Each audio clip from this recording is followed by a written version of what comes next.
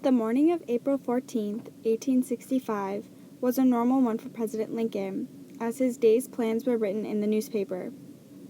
This issue carried news that he would be attending the comedy, Our American Cousin, at Ford's Theater that evening with General Grant and his wife.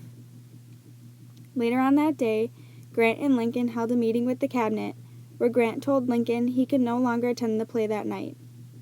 Secretary of War Edwin Stanton pleaded with Lincoln not to go out at night for the fear of him being killed by a rebel. But Lincoln resisted and said he needed a night out.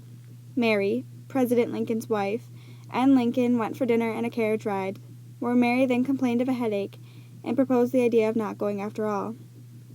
Lincoln admitted he was extremely tired himself, but was in need of a laugh and would go with or without her. As Lincoln and Mary enjoyed the play, the guard in charge of their private booth left his post and went across the street for a drink.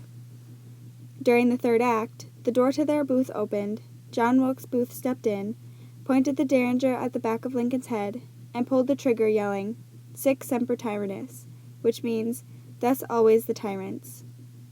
Lincoln was carried across the street, where it was found that the bullet entered behind the left side of his head and skimmed his brain, mortally wounding him. He died the next morning, on April 15, 1865. The president's death came only 6 days after Confederate General Lee fell short to General Grant. This image shown is a song written for the death of President Lincoln, which was played the day of his passing. It is written in memoriam for all he accomplished. When published, the country was in shock and everyone was mourning the assassination. The creator's purpose of the song was to remember President Lincoln and all he did for the country, not his death.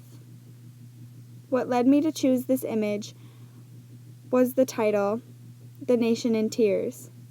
It shows how devastated everyone was and the toll his death left on the nation.